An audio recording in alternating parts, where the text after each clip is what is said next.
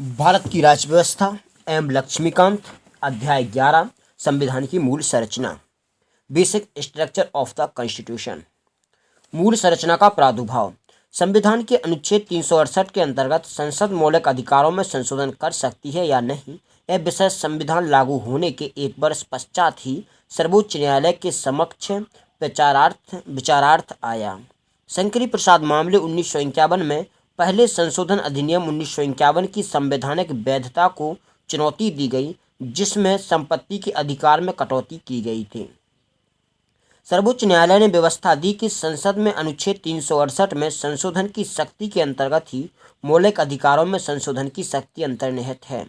अनुच्छेद 13 में विधि शब्द के अंतर्गत मात्र सामान्य विधियां, कानून ही आती हैं। संवैधानिक संशोधन अधिनियम संवैधानिक नियम नहीं, इसलिए संसद संविधान संशोधन अधिनियम पारित कराकर भौतिक अधिकारों को संक्षिप्त कर सकती है अथवा किसी मौलिक अधिकार को वापस ले सकती है। लेकिन गोलकनाथ मामले 1967 में सर्वोच्च न्यायालय ने अपनी पहली वाली स्थिति बदल दी। इस मामले में 17वें संशोधन अधिनियम 1964 की संवैधानिक वैधता को चुनौती दी गई थी, जिसमें 9वीं अनुसूची में राज्य द्वारा किए जाने वाले कुछ कार्यवाहियों को जोड़ दिया गया था। सर्वोच्च न्यायालय ने व्यवस्था दी कि मौलिक अधिकारों को लोकोत्तर तथा अपरिवर्तनीय स्थान प्राप्त है, इसलिए संसद मौलिक अधिकारों के में ना तो कटौती कर सकती है, ना किसी भौतिक अधिकार को वापस ले सकती है। संवैधानिक संशोधन अधिनियम की अनुच्छेद 13 के आशयों के अंतर्गत एक कानून है और इसलिए किसी भी भौमौलिक अधिकार का उल्लंघन करने में सक्षम नहीं है। गोलकनाथ मामले 1967 में सर्वोच्च न्यायालय की व्यवस्था की प्रतिक्रिया में संसद ने 24वां संशोधन अधिनियम 1971 अधिनियमित किया। इस अधिनियम में अनुच्छेद 13 तथा 368 में संशोधन कर दिया गया और घोषित किया गया कि अनुच्छेद 368 के अंतर्गत संसद को मौलिक अधिकारों को सीमित करने अथवा किसी मौलिक अधिकार को वापस लेने की शक्ति है और ऐसा अधिनियम अनुच्छेद 13 के आशयों के अंतर्गत एक कानून नहीं माना जाएगा। हालांकि केशवानंद भारती मामले 1973 में सर्वोच्च न्यायालय ने गोलकनाथ मामले में अपने निर्णय को प्रत्यादिष्ट कर दिया।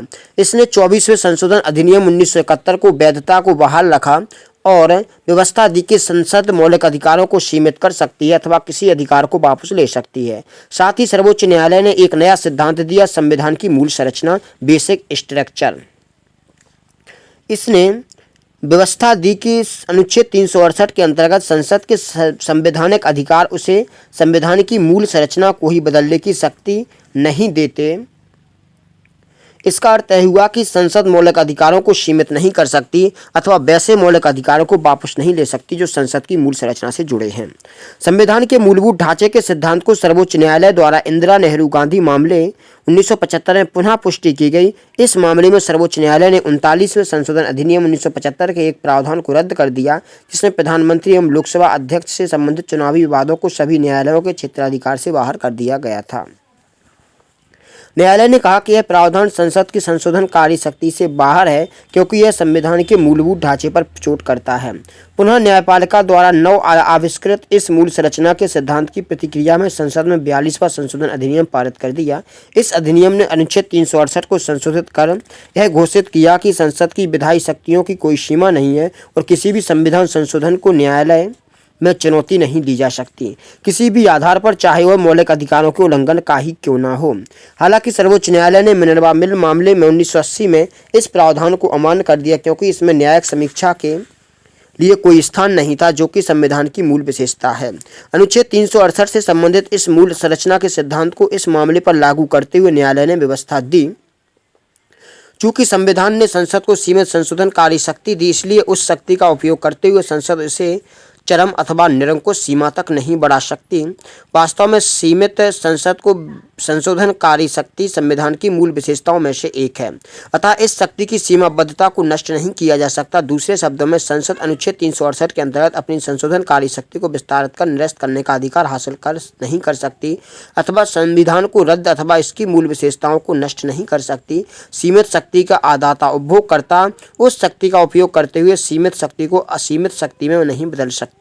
पुनः वामनराव मामले 1981 में सर्वोच्च न्यायालय ने मूल संरचना के सिद्धांत को मानते हुए स्पष्ट किया कि यह 24 अप्रैल 1973 अर्थात केशवानंद भारती मामले के फैसले के दिन के बाद अधिनियमित संविधान संशोधनों पर लागू होगा। मूल संरचना के तत्व। वर्तमान स्थिति यह है कि संसद अनुच्छेद 368 के अधीन संविधान के किसी भी भाग मौलिक अधिकारों सहित में संशोधन कर सकती है, बशर्ते कि इससे संविधान की मूल संरचना प्रभावित न हो। यदि तथापि सर्वोच्च न्यायालय द्वारा यह परिभाषित अथवा स्पष्ट किया जाना है कि मूल संरचना के घटक कौन से हैं, विभिन्न फैसलों के आधार पर निम्नलिखित को की मूल संरचना अथवा इसके तत्वों के रूप में पहचान की जा सकती है। नंबर 1, संविधान की सर्वोच्चता। नंबर 2, भारतीय राजनीति की सार्वभौम लोकतांत्रिक तथा गणराज्यात्मक प्रकृति। संविधान का धर्मनिरपेक्ष चरित्र। विधायिका, कार्यपालिका तथा न्यायपालिका के बीच शक्ति का विभाजन। संविधान का संघीय स्वरूप। राष्ट्र की एकता एवं अखंडता। कल्याणकारी राज्य। सामाजिक आर्थिक न्याय। न्यायिक समीक्षा। व्यक्तिगत स्वतंत्रता एवं गरिमा। संसदीय प्रणाली। कानून का शासन। मौलिक अधिकारों तथा नीति निर्देशक तत्वों के बीच सौहार्द और संतुलन। समत्व का सिद्धांत। स्वतंत्र एवं निष्पक्ष चुनाव। न्यायपालिका की स्वतंत्रता। संविधान संशोधन की संसद की सीमित शक्ति। न्याय तक प्रभावकारी पहुंच। मौलिक अधिकारों के आधारभूत सिद्धांत या सार तत्व। अनुच्छेद 32, 136, 141 और 142 के अंतर्गत सर्वोच्च न्यायालय को प्राप्त शक्तियाँ। अनुच्छेद 226 तथा 227 के अंतर्गत उच्च न्यायालयों की शक्ति।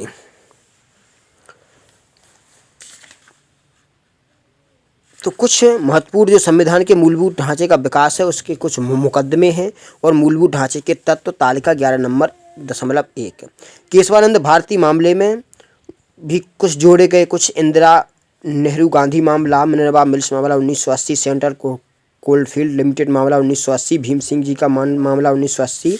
तो इस प्रकार से अभी तक जो कितने 22 केसेस आ गए हैं। मद्रास बार एसोसिएशन मामला 2014 है। तो इस प्रकार से हमारा ये जो चैप्टर है वो ख़त्म होता है। अब मिलेंगे नेक्स्ट वीडियो में और नेक्स्ट चैप्टर में। वो नेक्स्ट चैप्टर होगा संसदीय व्यवस्था। जय हिंद, जय भारत।